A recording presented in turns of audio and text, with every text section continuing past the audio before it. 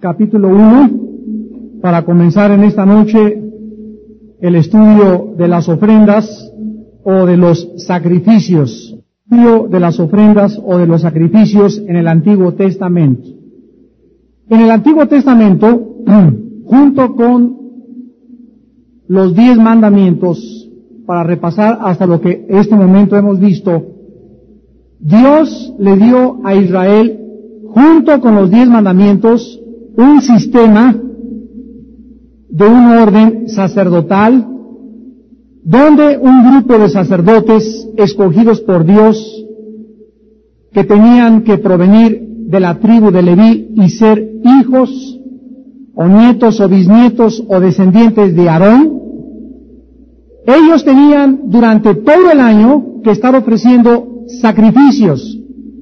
Cuando nosotros hablamos de sacrificios, hay otra palabra sinónima que es ofrendas. Un sacrificio es una ofrenda, es algo que se le entrega a alguien. Y cuando una ofrenda es sacrificial es porque esta ofrenda te costó trabajo. Tú le puedes dar a alguien una ofrenda o un regalo sin que involucre un sacrificio.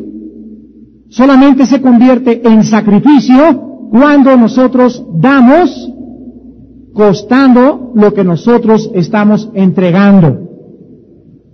Este sistema sacerdotal involucraba a 5 ofrendas en el Antiguo Testamento, o 5 sacrificios que formaban parte del ritual del sacerdocio de Leví.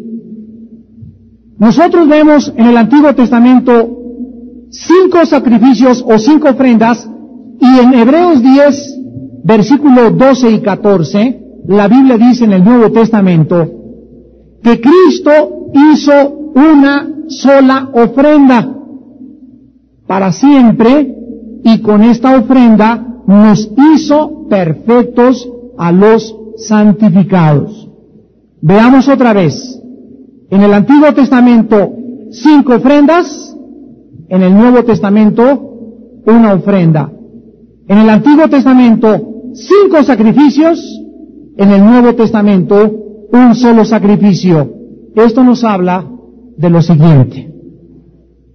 Las 5 ofrendas o los 5 sacrificios del Antiguo Testamento eran el sacrificio que hizo Cristo en la cruz, pero hagan de cuenta como un abanico.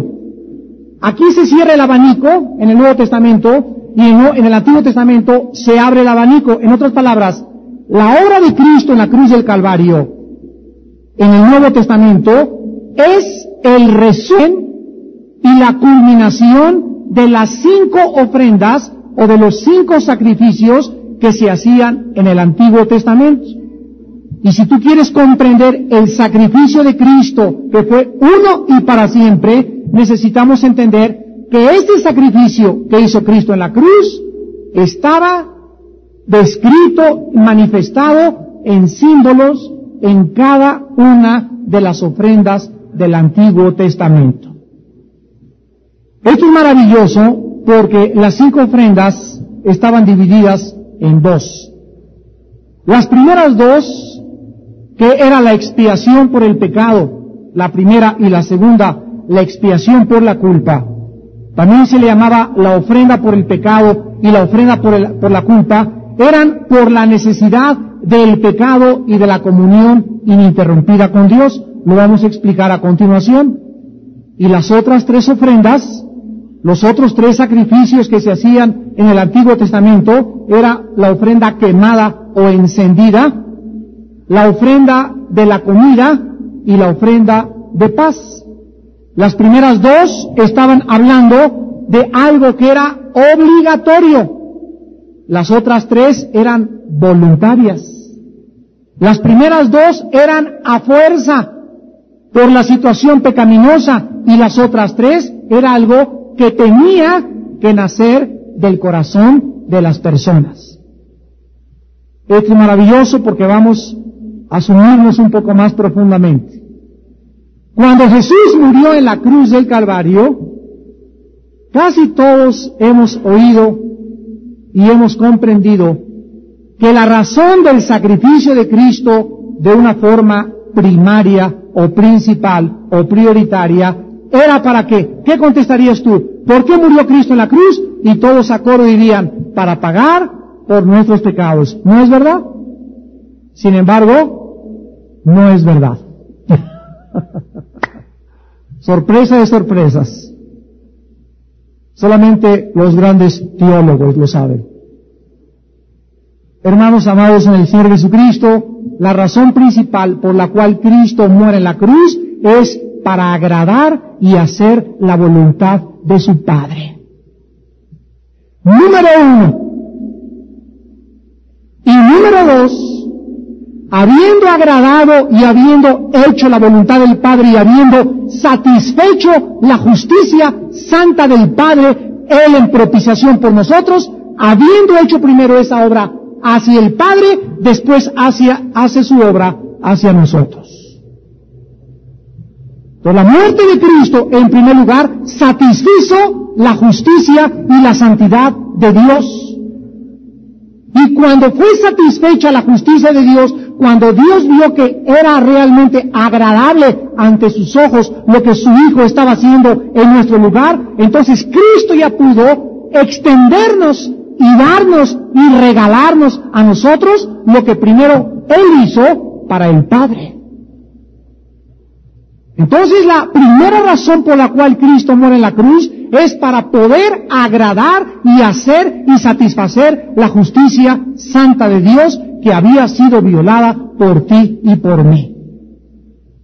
Y una vez que esto es ya satisfecho, y una vez que el Padre es y acepta esta voluntad de su Hijo, es cuando entonces Jesucristo grita en la cruz, Dios mío, ¿por qué me has desamparado? Y en ese momento, cuando Él gritaba, cuando Él clamaba, cuando Él prorrumpía en llanto, en la angustia de su alma, ¿por qué, Padre? ¿Por qué te has separado? ¿Por qué ahorita ya no te puedo sentir? ¿Por qué ya no puedes estar cerca de mí? Era en ese mismo preciso momento cuando el Padre, habiendo sido satisfecho por la muerte de su Hijo, el Padre pone en su Hijo tus pecados y mis pecados. El Padre se separa del Hijo y en ese momento el Hijo lleva el castigo que tú y yo merecíamos. En ese momento intercambiamos naturalezas con Cristo. Él toma nuestra naturaleza caída pecaminosa y Él nos imparte la naturaleza divina de su Padre. Y esto es lo que se llama, lo que vamos a ver a continuación como identificación. En Levítico 1 dice, llamó Jehová a Moisés y le habló con él desde el tabernáculo de reunión diciendo, vean ustedes que esta es la primera vez.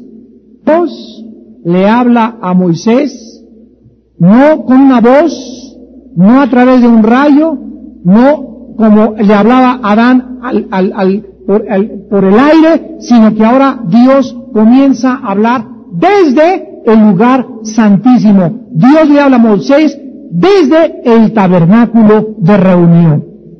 Ahí comienza Dios a manifestarse a su pueblo de adentro hacia afuera. Del lugar santísimo comienza Dios a manifestar su santidad y a exteriorizarla hacia los demás. Habla a los hijos de Israel, versículo 2, y diles, cuando alguno de ustedes ofrece ofrenda a Jehová, de ganacuno u orejuno haréis vuestra ofrenda.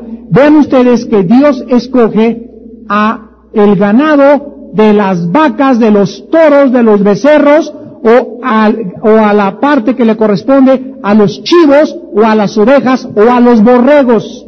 Eran solamente de estas dos clases el tipo especial de holocausto que Dios requería. Había otros sacrificios que ya se permitían otras cosas, pero en este principal tenía que ser de ganado vacuno o tenía que ser de ganado orejuno. Y aquí es interesantísimo que del ganado vacuno no aceptó Dios vacas, y del ganado ovejuno no aceptó Dios cabras, ni chivas, ni borregas. De los dos ganados tenía que ser macho. no hembra. Vamos a leer a continuación versículo 3. Si tu ofrenda fuera holocausto vacuno, macho, sin defecto, lo ofrecerá. Y aquí encontramos pues que el Mesías que vendría a pagar por nosotros no sería del sexo femenino. Los detalles tan precisos de Dios por medio del Espíritu Santo en el Antiguo Testamento, perfilando a aquel que nos vendría a salvar, no sería una virgen, no sería una mujer, sería un hombre. Y tenía que ser exactamente como Dios dijera, tendría que ser un macho del sexo masculino y además tenía que ser sin defecto, sin sangre contaminada. Pondrá su mano sobre la cabeza del holocausto y será aceptado para expiación suya. Vamos a comenzar a estudiar las ofrendas por el pecado. En esta ofrenda, tú llegabas ahí al lugar que era la puerta del tabernáculo con tu becerrito. Sexo, el macho, ¿verdad? Tenía que ser macho, tu becerrito. No era becerra ni vaca, tenía que ser macho o tenía que ser un borrego o un macho cabrío. Aquí es porque vemos nosotros que Satanás usa el símbolo ¿de quién? Del macho cabrío. El símbolo del diablo en todas las sectas del 666 y los grupos de rock usan herido. ¿Por qué? Porque era el símbolo que Dios usaba en el Antiguo Testamento para que cuando viniera su hijo lo representara el cordero o el macho cabrío. Y Satanás toma ese símbolo y lo ensucia, toma ese símbolo y lo pervierte. Todo lo que es santo, el diablo lo agarra y lo ensucia y después lo presenta a la humanidad. Toma el diablo la cruz y ahora los satánicos usan la cruz. Toma el macho cabrío y ahora los satánicos usan el macho cabrío. Toma el león y muchos usan el león como símbolo satánico. Todo aquello que Dios había usado de una forma santa, el diablo lo toma y lo ensucia. Tú llegas ahí con tu becerrito, lo entregas con el sacerdote y en ese momento lo primero que tienes que hacer, vamos a ver si se siente por favor. Lo primero que tienes que hacer es poner tu mano sobre el animal. ¿Qué cosa es lo primero que la gente necesitaba entender al ofrecerle una ofrenda a Dios? Al poner la mano sobre la cabeza del animal, te estabas identificando con él. Que tú eras el que deberías de morir, ese animal estaba muriendo en tu lugar sustitucionariamente. Y esto es lo que se llama la identificación. Cuando yo vengo a la cruz del Calvario y veo a Jesucristo, en ese momento yo entiendo que era yo el que debería de pagar por mis pecados, que era yo el que debería ser condenado, pero que por ser un hombre pecador y por estar mi sangre sucia y pervertida, no podía yo morir en mi lugar. Tenía a fuerza que alguien santo y sin mancha tomar mi naturaleza, pagar en mi lugar y morir en expiación y de una forma vicaria en mi lugar. Entonces es comprensible cada detalle, cada coma, cada versículo del Antiguo Testamento de las ofrendas y los sacrificios. Todo nos habla de que en el Antiguo Testamento Dios había pintado con detalles como un artista todo aquello que la gente debió haber reconocido cuando su Hijo Jesucristo pagó en la cruz por nuestros pecados. La ofrenda debería ser sin mancha y sin defecto ni culpa. Veamos en Levítico 4 otra vez, versículo 3. Que dice la Biblia, si el sacerdote ungido pecare según el pecado del pueblo, ofrecerá a Jehová por su pecado que habrá cometido un becerro, macho, sin defecto, para expiación. Otra vez, el animal tipificaba perfectamente el sacrificio perfecto que Cristo vendría a hacer por nosotros en la cruz del Calvario. En el libro de los Hebreos, en el Nuevo Testamento, capítulo 7, versículo 26, la Biblia habla de Cristo y dice, porque tal sumo sacerdote nos convenía, santo, inocente, sin mancha, apartado de los pecadores y hecho más sublime que los cielos. El macho sin defecto del Antiguo Testamento, era un retrato del hombre Dios que vendría y moriría en nuestro lugar y que no podía tener defecto alguno. Cuando Pilato examinó a Cristo, dijo, yo no hallo culpa en este hombre. El centurión dijo, verdaderamente este es el Hijo de Dios. Judas tomó las monedas de plata y dijo, he entregado sangre inocente. Los hombres, sin conocer el plan de Dios, dieron testimonio miles de años después que ese hombre que moría en la cruz era totalmente inocente. El juicio jurídico de Cristo ha sido el juicio dentro de la jurisprudencia más injusto con el cual ningún ser humano pueda volver a ser juzgado. Todo fue un complot, fue algo horrible en contra de él, fueron comprados los testigos falsos, se le calumnió, se le vituperó, se le ensució, se le hirió su reputación y se le exhibió ante los ojos de la gente como el más vulgar de todos los criminales. Al acercarte e identificarte con el animal, tú sabes que tus pecados, al ponerle la mano en la cabeza al animal, tus pecados están siendo transmitidos al animal y él está pagando, tú deberías de pagarlo, pero él, inocente, ahí, llorando a la ovejita o el borreguito, él, inocente, le abren aquí, lo desollan, el sacerdote tomaba un cuchillo y le abría aquí el cuello, aquí debajo del pescuezo, salía la sangre, y entonces el sacerdote recibía la sangre en sus manos, y el altar, hagan de cuenta que era como este púlpito, tenía un cuerno aquí, otro cuerno aquí, otro cuerno aquí y otro cuerno aquí. El sacerdote salpicaba los cuernos porque la víctima tenía que ser atada al sacrificio. La víctima en el Antiguo Testamento no moría voluntariamente. La gente tomaba el borreguito y lo tomaba y como pataleaban y todo, lo amarraban. La ofrenda de Cristo, nadie lo tuvo que amarrar. Él se ofrece voluntariamente por ti y por mí. ¿Y por qué 4 cuernos? Porque los 4 cuernos nos apuntan hacia los 4 puntos cardinales de la obra de la expiación de Cristo. El norte, el sur, el este y el oeste. Dice Primera de Juan que Cristo murió por los pecados del mundo entero. No significa que todos van a ser salvados, sino que su obra cubre el planeta Tierra y vean esto, se extiende hasta los cielos. Dice Colosenses 1 que la muerte de Cristo purificó los cielos. La obra de Cristo aquí abajo en la tierra limpió los cielos. ¿De qué? La Biblia dice que antes de que tú y yo pecáramos, en Adán ya existía un ser perverso llamado Satanás que ensució con su rebelión los cielos. Y también los cielos deberían de ser purificados, pero Cristo no tuvo necesidad de ser crucificado allá arriba en Marte o en Plutón, ni tampoco en la Luna, sino que murió en este pobre planeta que es un basurero donde todos nosotros vivimos como gusanos y como limosneros, y aquí fue donde el Hijo de Dios hizo el sacrificio, y desde aquí repercutió cósmicamente por todo el universo, y la sangre de Cristo limpió mis pecados y tus pecados, y limpió los mismos cielos. Dice el libro de Job que los cielos son sucios, ni el sol con su fulgor, ni la luna con su luz y sus destellos pueden imaginar la gloria que pueda el Hijo de Dios revelarnos. Los mismos astros se contaminaron y son sucios ante los ojos de Dios.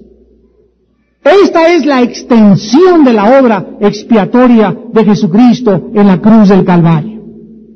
Mientras matas el animal, dice en Levítico capítulo 4, versículo del 5 al 7, el sacerdote ungido toma de la sangre del becerro, la trae al tabernáculo de reunión y moja el sacerdote su dedo en la sangre, y rociará de aquella sangre 7 veces delante de Jehová hacia el velo del santuario. El sacerdote salpica el altar, los cuernos, y derrama la sangre al pie del altar. Cuando Cristo muere en la cruz del Calvario, tenía sangre en el norte tenía sangre en el sur, tenía sangre en el oeste y tenía sangre en el este.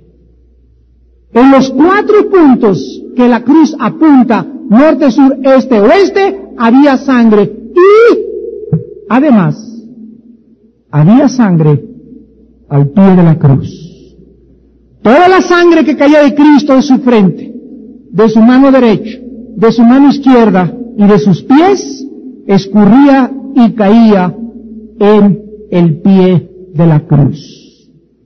Y cuando el sacerdote salpicaba el norte, el sur, el este y el oeste, también salpicaba la tierra o el pie del altar, tipificando el Espíritu Santo y anunciándonos que el Mesías vendría y moriría crucificado. Crucificado. Y esto es asombroso porque antes de los romanos no se conocía la crucifixión. Fueron precisamente los romanos los que inventaron el método de tortura más sanguinario y más cruel para un ser humano. Muerte, y dice Filipenses 2, y muerte de cruz. O sea, no solamente murió Cristo alanceado con flechas o lo colgaron, fue una muerte de lo más intensa y dolorosa que un ser humano pueda experimentar. Ya en un mensaje que vimos, la muerte de Cristo, hablamos científicamente, ¿verdad?, de las heridas y de lo que experimentó Cristo colgado en la cruz del Calvario.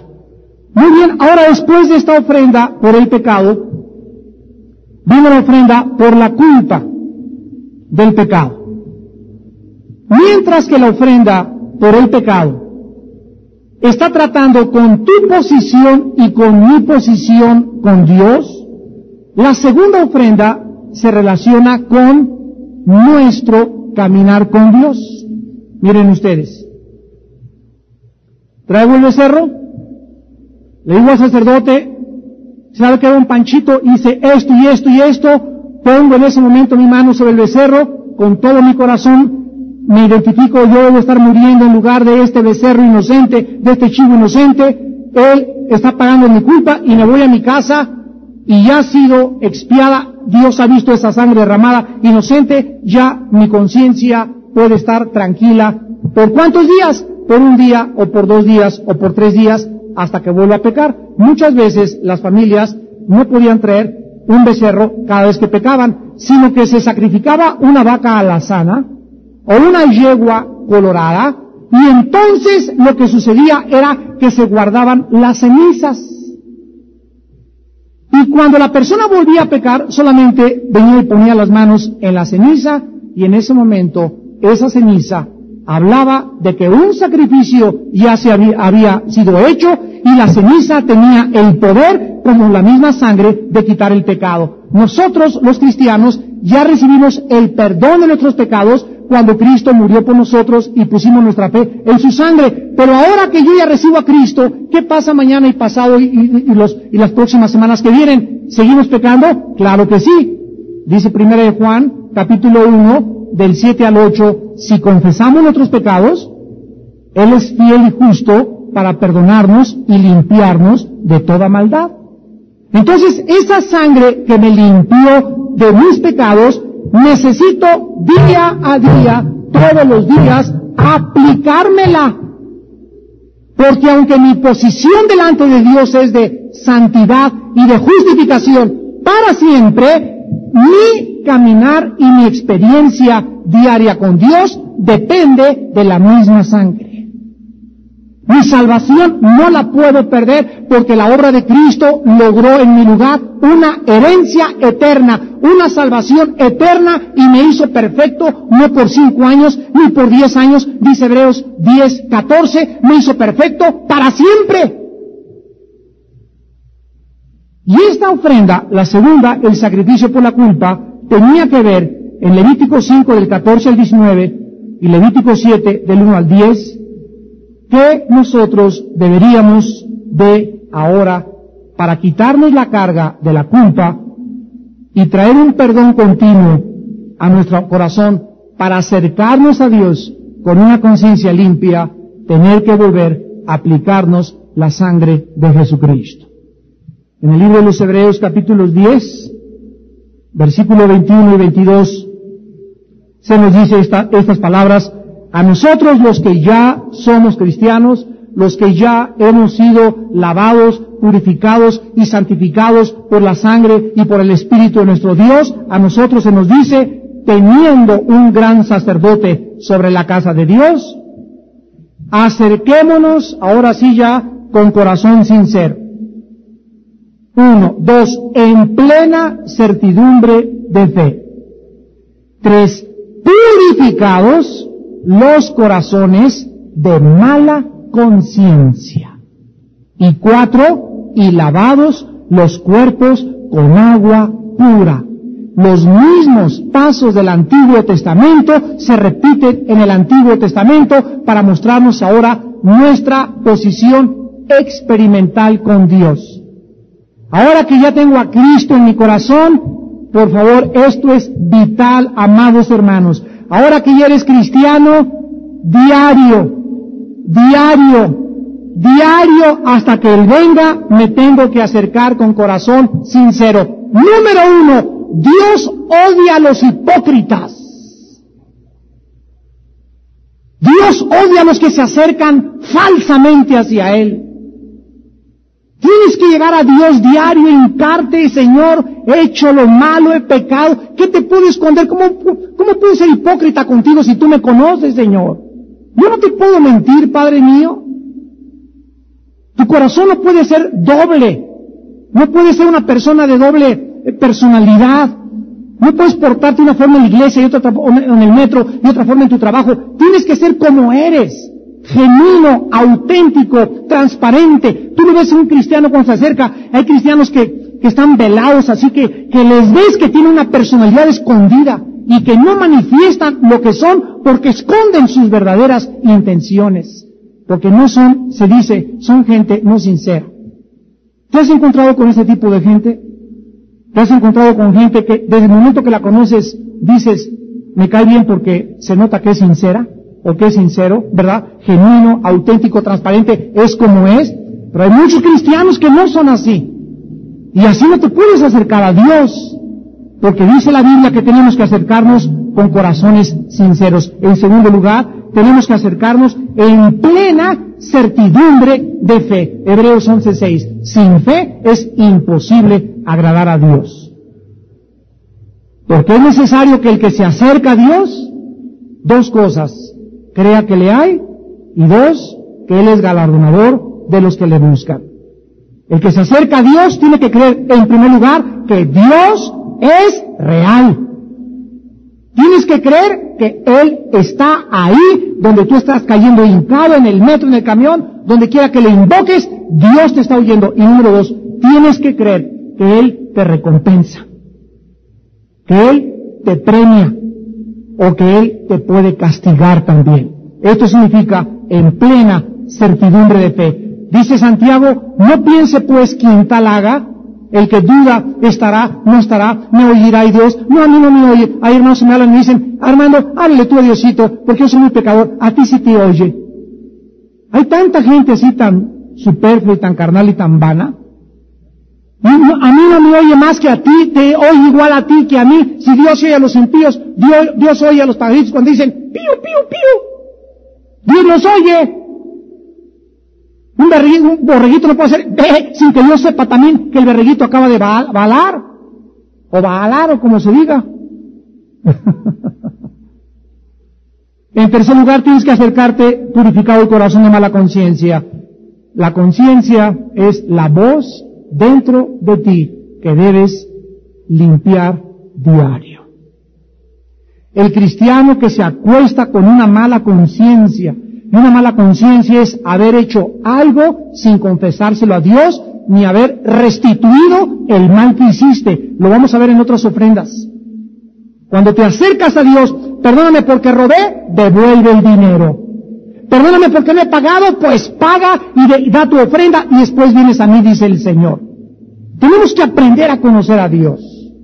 No podemos acercarnos hipócritamente. Perdóname porque me robé de mi oficina 5,000 pesos, pues los pagas. Y cuando los pagues, se llama frutos de arrepentimiento. Perdóname porque forniqué con mi secretaria, pues ahora llegas y corres a tu secretaria para que puedas demostrar que tienes frutos de arrepentimiento. No llegas y, perdóname porque forniqué con mi secretaria, y ahí sigue la secretaria trabajando contigo. Eso es hipocresía. Eso es falsedad. Eso no es ser genuino, eso no es ser sincero, no estás arrepentido, no es cierto.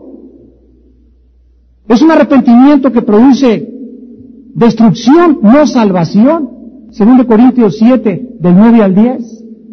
El arrepentimiento, según Dios, produce un sentimiento de que no hay que arrepentirse, o sea, te arrepientes y sabes que ya no tienes que estarle, pide perdón a Dios, una vez te limpia a Dios, y ya te vas tranquilo, te acuestas tranquilo, a mi secretaria me la corro, no quiero saber nada, voy a regresar con mi esposa, voy a regresar con mi esposo, voy a regresar ese dinero, y tu conciencia está limpia. Pero mientras tú no limpies tu conciencia, tu caminar diario con Dios afectará tu comunión con Dios. Y dice en cuarto lugar, y lavado los cuerpos con agua pura. ¿Qué es lo que te lava del pecado? La palabra de Dios. Juan 15, 2 y 3, ya vosotros estáis limpios por la palabra.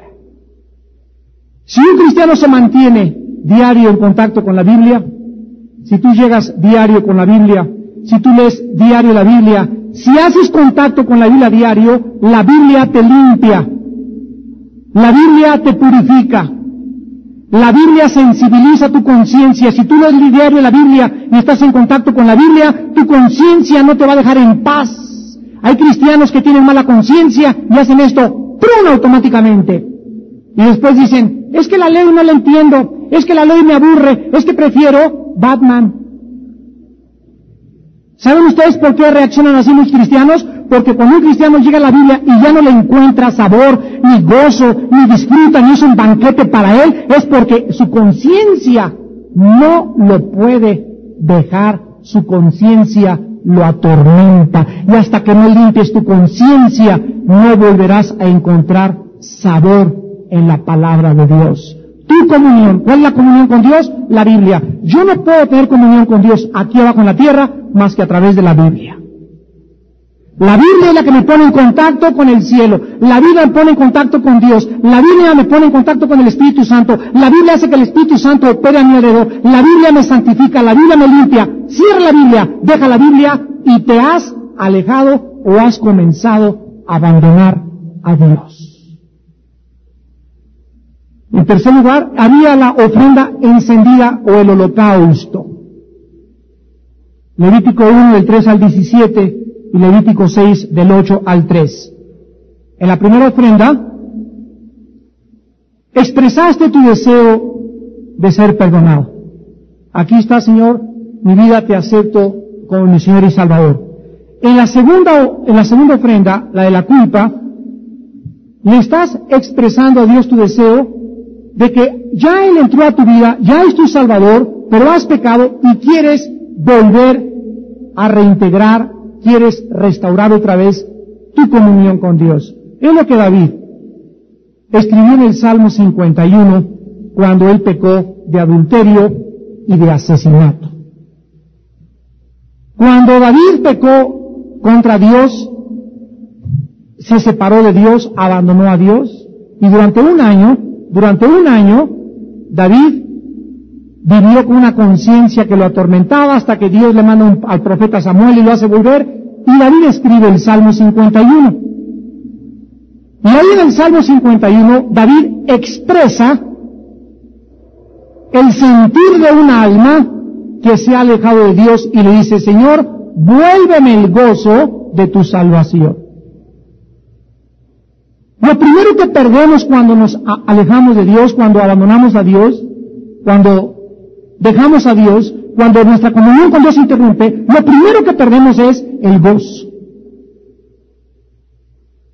Nos volvemos amargados, rencorosos, criticones, perversos, hablando mal de todos, veneno de áspides hay debajo de nuestra lengua, el gozo lo perdemos porque el gozo, dice Gálatas 5, 22 y 23, es el fruto del Espíritu. Y si tú no estás lleno del Espíritu Santo, no puedes tener gozo, porque es la expresión de una actitud interna de comunión con Dios. Y cuando nosotros nos alejamos de Dios, entonces necesitamos confesar nuestros pecados y la sangre de Cristo nos limpia todo pecado y entramos a la tercera ofrenda, que es la ofrenda encendida. Aquí, en esta ofrenda, tú le estás diciendo a Dios que quieres consagrarte. Señor, eres mi Señor y Salvador, número 1. Número 2, ya soy salvo, peco, confieso mis pecados diario, trato de cuidar mi actitud que sea sincera, diario me pongo en contacto con la Biblia, diario tengo que operar en fe, y en tercer lugar, ahora viene el tiempo que le digo Padre Santo, ahora ya he comprendido, tengo 2 años en Cristo, tengo 3 años en Cristo, ya me cayó el 20, Señor, fuera de ti mi alma no desea nada, y ahora sí he entendido que tú eres lo máximo, que estoy perdiendo mi tiempo con cualquier otra cosa vana y superflua, que los deseos de la carne, los deseos de la vida, y las tentaciones y las vanidades. Ya, Señor, estoy convencido de eso. Ahora que estoy convencido, Padre, me quiero consagrar a ti en sacrificio vivo. Romanos 12:1. Y aquí es el punto donde la mayor parte de los cristianos se han quedado. Muchos de ustedes son salvos.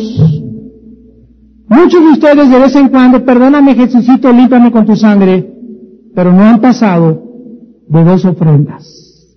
Ahí se han quedado. No han entrado a la ofrenda encendida, la que quema todo el animal en el altar del sacrificio, y no quedan más que las cenizas, y es donde te acuestas tú en el altar y presentas tu cuerpo en sacrificio vivo. Un cristiano consagrado lo demuestra viviendo una vida, abre tus oídos, lo demuestras viviendo una vida sexual limpia. ¿Escuchaste? La consagración cristiana es la limpieza de tus impulsos sexuales. Y aquí no tienes que abstenerte, decir, me voy a meter de monjo, voy a hacer un voto de celibato.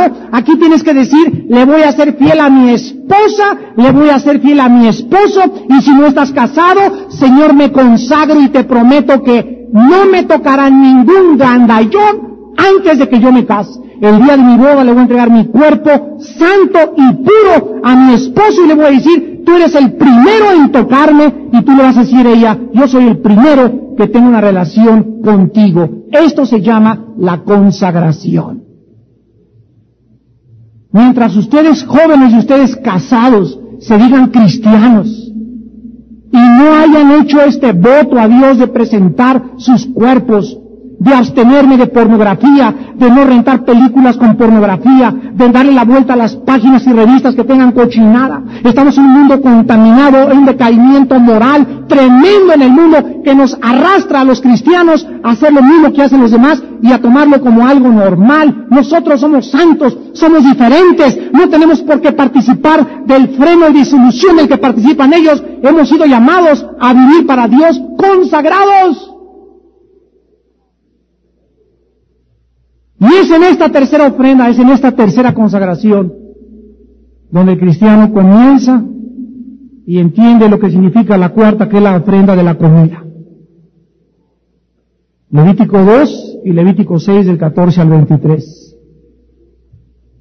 En este punto ya le expresaste a Dios tu deseo de estar con Él, ya le expresaste tu deseo de restaurarte, ya le dijiste, Señor, ya no voy a hacerle, como dicen los jóvenes, y perdón la expresión, ya no le voy a hacer al gil. Ya no me voy a hacer tonto conmigo mismo. Hay cristianos y cristianas que te encuentras y viven en derrota, siempre en derrota, siempre quejándose, siempre buscando, yendo a los estudios, van a la iglesia, van a las campañas, van a la arena coliseo, van por aquí, van por allá, y creen que una experiencia los puede cambiar, y es la consagración la que te cambia. La consagración no es algo automático al vapor, no es café instantáneo, no son hamburguesas McDonald's. La consagración es una cosa diaria, mortificar los deseos de la carne. Les decía en la tarde en el estudio que ahora en Semana Santa vimos el paganismo en que vive nuestra patria. En Tasco, hombres ponemos espinas en Iztapalapa y tratando a través del sacrificio de mortificar la carne, acercarse a Dios. De alguna forma le dicen, Señor, mira mis sufrimientos, tómame en cuenta. Fíjense ustedes, los paganos, todo lo que hacen es abominación para Dios. Dice Proverbios, el sacrificio del impío es abominación para Dios. Los únicos que pueden mortificar la carne somos los cristianos. ¿Escucharon? Los paganos lo hacen para ser aceptados por Dios. Nosotros lo hacemos no para ser aceptados porque ya fuimos aceptados. Lo hacemos porque nos conviene no ser eliminados. 1 Corintios 9, 25 al 27. Dice el apóstol Pablo, porque golpeo mi cuerpo y lo pongo en servidumbre. No sea que habiendo sido heraldo para muchos, venga yo mismo, yo el gran león, el gran predicador, a ser eliminado. ¿Y todo por qué? Porque nunca quisiste poner tu cuerpo en disciplina. Dice la Biblia, absteneos de los deseos que luchan en contra de vuestra alma. Dice la Biblia, tenemos que pelear contra las pasiones que muchas veces parecen controlarnos, tenemos que golpear el cuerpo, y no es con látigos, ni con cactus, ni con opales, ni cargar una cosa así. Golpear el cuerpo es Romanos 8. Si por el Espíritu hacéis morir las obras de la carne, viviréis. Dice Colosenses 3, 4 y 5 al 6, hagan morir lo terrenal en ustedes, fornicación, inmundicia y lascivia, que ni aún se nombre entre ustedes como merecen ser llamados como hijos de Dios. Hasta que un cristiano entra a la ofrenda de la consagración, puede participar de la ofrenda de la comida, y la comida nos habla vivir en comunión con Dios. La única forma en la que yo voy a vivir con paz en los días que me quedan, la única razón por la cual yo voy a vivir con gozo diario, aceptando siempre la voluntad de Dios, siempre contento con mis circunstancias, es consagrado. Si no estoy consagrado, pues la iglesia está alegre, me alegro, pero me voy a las 4 o 5 de la tarde a mi casa y la alegría se fue porque ya no me siguió a mi casa. Si en la iglesia hay risa, me río, pero ya en mi trabajo ya no me río porque ya hay... Si en la iglesia hay esto, y dependemos de la atmósfera y no del Espíritu. ¿Escuchaste? Nuestra actitud debe ser igual en el trabajo, en el metro, de gozo, de alegría, etcétera, etcétera. ¿Por qué? Porque yo estoy consagrado, porque estoy en comunión con Dios, porque llego a mi casa y medito la Biblia, llego a mi casa y junto a mis hijos inmediatamente en la noche, vamos a orar juntos, con mi esposa tomo un devocional en la mañana, con mis hijos en la noche oro, partimos el pan juntos y estamos diario alrededor de la palabra, santificándonos. ¿Por qué? Porque hemos participado de la ofrenda del pecado, de la ofrenda de la culpa, de la ofrenda de la comida, y hemos consagrado nuestras vidas a Dios. Y finalmente, la ofrenda de la paz. En Levítico capítulo 3 y Levítico 7, del 11 al 36, lo explica un solo versículo del Nuevo Testamento. Uno solo. Romanos 5:1. Justificados pues por la fe, el primer fruto, la primer consecuencia, el primer resultado de la justificación es la paz para con Dios. Vamos a repetir las 5 ofrendas. Vengo, Señor, perdona mis pecados, soy pecador, entra en mi vida como Salvador. La ofrenda por mis pecados. Número 1. 2. Ya no voy a vivir vida cristiana y diario tengo que ofrecer la ofrenda por mi culpa, limpiarme con la sangre de Cristo diario. 3. Llega el momento en que tengo que, ya habiendo recibido a Cristo, ya habiéndome limpiado, que consagrarme. Ya no me voy a hacer el tonto, mi cuerpo es puro, mi cuerpo es santo, mi cuerpo es casto. Mi cuerpo es el instrumento y mis miembros los presento para servir a la justicia. Antes me iba a los discotecas y me iba a los prostíbulos y me iba a la zona roja y me revolcaba con cualquier prostituta en Acapulco. Ahora mi cuerpo Dios lo quiere porque estoy en el templo del Espíritu Santo y ahora me consagro a ti. El cuarto lugar, ahora diario tengo comunión con Dios a través de la comida y el resultado de estas 4 ofrendas es vivir llenos de paz. La paz de Dios que sobrepasa todo entendimiento guardará vuestros corazones y vuestros pensamientos en Cristo Jesús. Filipenses 4, 6 y 7. Isaías 26, versículo 3. Tú guardarás en perfecta paz, en completa paz, en una paz absoluta que parece que estás en un ovni.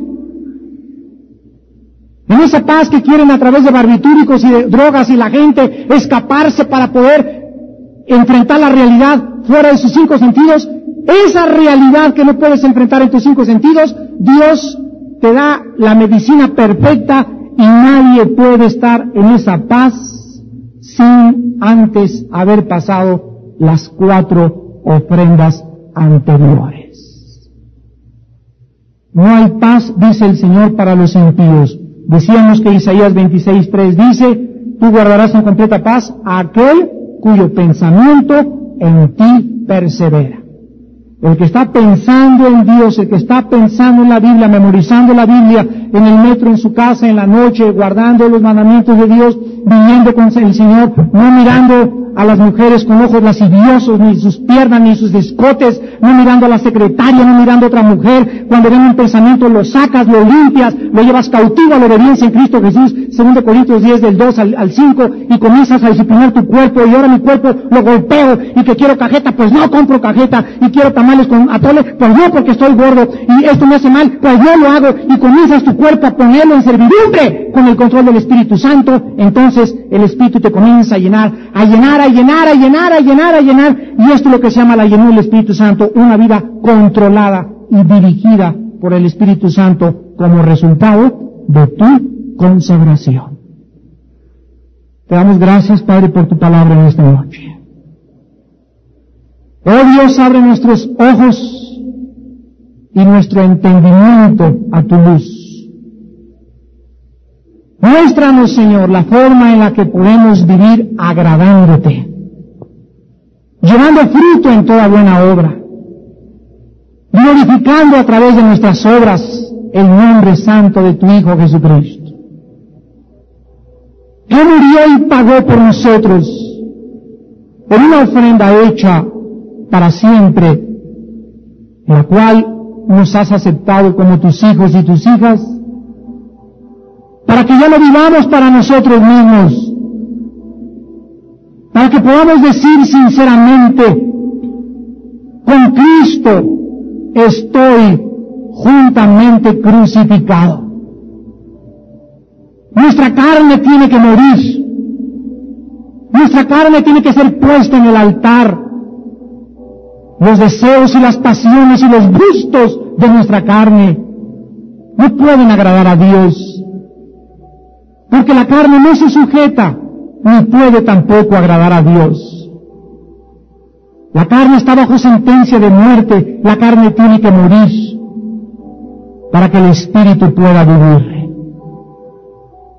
Pero nosotros, los que somos del Espíritu, porque nadie puede decir que es cristiano si no anda conforme al Espíritu, o que nos ocupamos en el Espíritu. El ocuparse de la carne es muerte, pero el ocuparse del Espíritu es vida y paz. Por cuanto los designios de la carne son enemistad contra Dios, porque no se sujetan a la ley de Dios, ni tampoco pueden, y los que viven según la carne no pueden agradar a Dios. Mas nosotros no vivimos según la carne, sino según el Espíritu. Si es que el Espíritu de Dios mora en nosotros, y si alguno no tiene el Espíritu de Cristo, no es de Él. Oh Dios, sabemos que esta paz que nuestra alma anhela es el resultado de la consagración. Es un fruto del Espíritu que Él produce cuando hemos rendido nuestro cuerpo en sacrificio vivo. Este amor, esta paz que podamos experimentar, este gozo, oh Dios, proviene de nuestra consagración. Haz entender a tu pueblo, Señor, que nos quieres llevar a la quinta ofrenda, y que las 5 ofrendas las hizo Cristo para que nosotros las viviéramos, nos apropiáramos de ellas, las experimentáramos y comprendiéramos el grande y eterno amor que tú has tenido para con nosotros en Cristo Jesús. En esta noche hay muchos de ustedes que ni siquiera han llegado a la primera ofrenda. Identificarte en la muerte y resurrección de Jesucristo, creyendo que Él pagó por ti y aceptándole en tu corazón por la fe. Recibe a Cristo en esta noche. Reconoce que necesitas a alguien que pague por ti. Tú no puedes pagar por tus pecados porque eres pecador. No hay ningún ser humano que pueda hacer ningún sacrificio para que pague por tus pecados. Tampoco puedes comprar la salvación. Pero la Biblia dice que Dios resolvió este problema, enviando a su Hijo para que Él pagara por ti, para que con su sangre preciosa tú pudieras en esta noche recibir la herencia eterna de la vida de Dios y el perdón de tus pecados. Si alguno en esta noche quiere invitar a Cristo por primera vez a su vida, ahí desde tu lugar, dile estas palabras: Señor mío y Dios mío, reconozco que yo debí haber muerto y haber sufrido lo que Cristo sufrió y pagó por mí. Pero yo no lo podía hacer porque no soy inocente, soy pecador, soy pecadora. Por eso tú escogiste a un hombre santo que fue tu Hijo. Tú vivías en Cristo, tú estabas en Él reconciliándome, y ahora me pides que crea que Él pagó y sufrió y murió por mí. Señor Jesús, creo que tú pagaste en esa cruz por todos mis pecados, pasados, presentes y futuros, y que la herencia que me das es eterna a través de tu sangre, y te pido perdón. Entra en mi corazón en este momento como mi Señor y Salvador, y lávame con tu sangre. Sígueme lavando durante toda mi vida, para que pueda tener comunión contigo y encontrar esa paz que mi alma no tiene ni tendrá fuera de ti. Porque tú me creaste para vivir cerca de ti, y lejos de ti mi alma jamás encontrará la paz. Bendito seas, Señor Jesucristo, por tu muerte y por tu sangre. En tu nombre, gracias. Gracias, Jesús. Amén.